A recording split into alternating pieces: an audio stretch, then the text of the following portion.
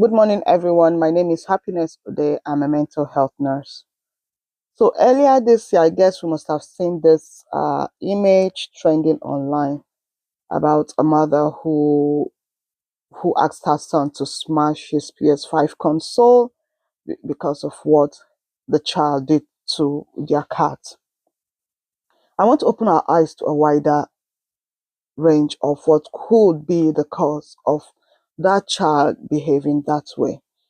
You know, a lot of people only know about limited childhood mental health disorder, autism, learning disabilities, and ADHD.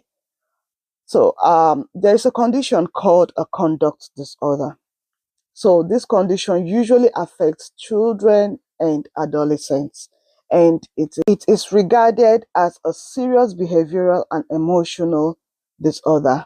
And conduct disorder is characterized by aggression, bullying, stealing, lying, destruction of properties, and continuous violation of rules and others in the society. Now, we don't just diagnose conduct disorder based on a one-off behavior from a child. Before a diagnosis of conduct disorder is made, there should be a repeated pattern of this maladaptive behavior. Let's say a child goes to school today and the teacher reports, invites the parent to the school and say, sorry, Mrs. A, your child bullied baby A in class. And this behavior continues like every day to the point that this child is suspended. If following suspension, this child returns to school and continues the same behavior, you change the child's school because of the frequent trouble this child gets into to another school, and the same pattern of behavior continues. I want to advise you, you look further by taking this child to a hospital so that a proper diagnosis will be made. Now, what are the behaviors to look out for in a child before diagnosing conduct disorder? When there's severe aggression, like you see this child is being aggressive excessively over things that they shouldn't be aggressive on. Like it shouldn't even be expected in that child that another child, let's say another child steps on their feet, and then the way he will smack this child, you will see that it is not even commensurate with the offense committed by the other child. It is time for you to look further. When this child constantly destroys property, like anything the child holds gets. Another thing you have to look out for is if there's deceitfulness and stealing. This child lies to gain favor. Like, he lies on another child.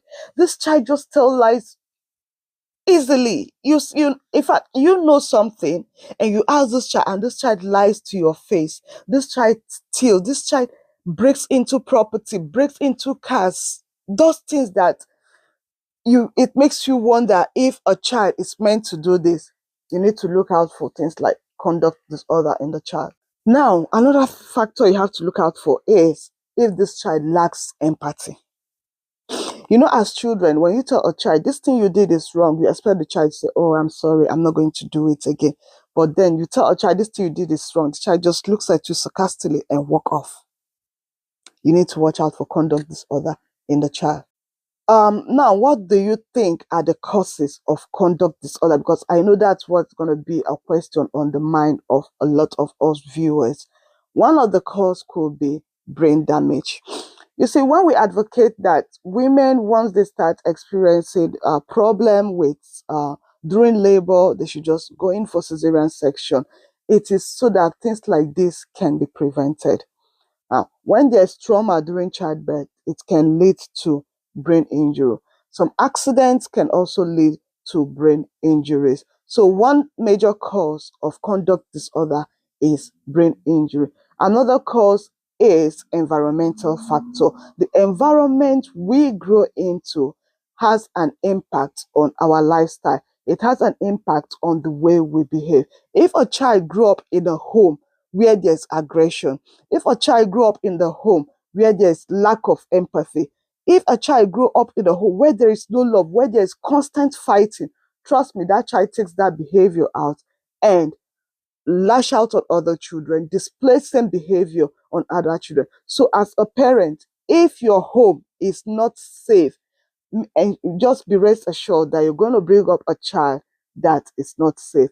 If a school, if a classroom is not safe for a child to study in, this child displays some form of maladaptive behavior, which also affects the society at large. Another cause is genetic predisposition. When there is if in a household there is problem from one parent, the parent tends to pass it down to the children. As we know, children are gain genes from both parents, father, mother, and this some of these genes are usually passed down to children. Now, I know that the next question is, what do we do? How can this be treated? One major treatment for conduct disorder is psychotherapy. Psychotherapy. And this psychotherapy is usually carried out through cognitive behavioral therapy. Now, what is cognitive behavioral therapy? It is a treatment used, not medicine, not tablet, but it is a pattern of teaching which is usually done with the child to correct some maladaptive behaviors.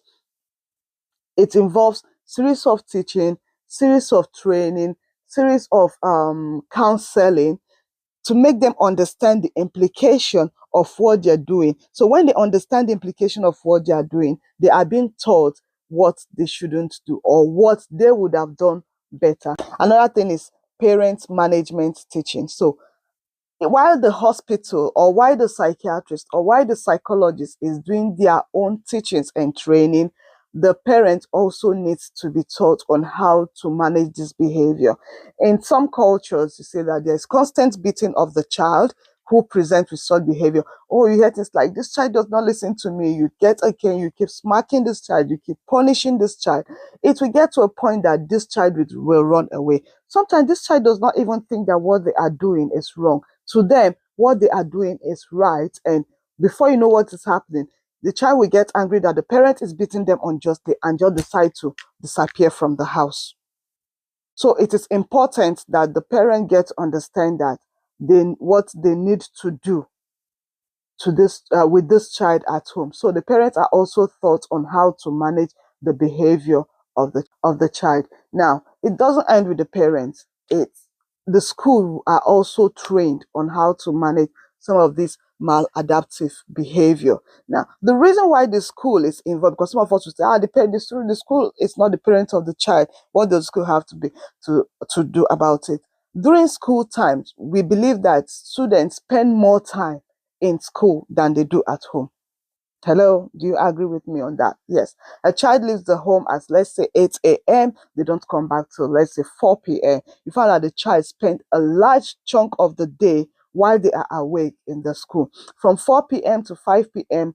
to 9 p.m., they tend to, before they go to bed. So that little gap, that 5 hours is what they spend at home. So the school also have a huge role to play in monitoring the behavior of this child, reporting it accordingly, and then supporting the child through the process of recovery from conduct disorder. So if you want to learn more about some childhood disorder, about some mental health concerns, subscribe to this YouTube channel and follow me for more. I'll be dropping a lot of videos on how to help us manage our mental health.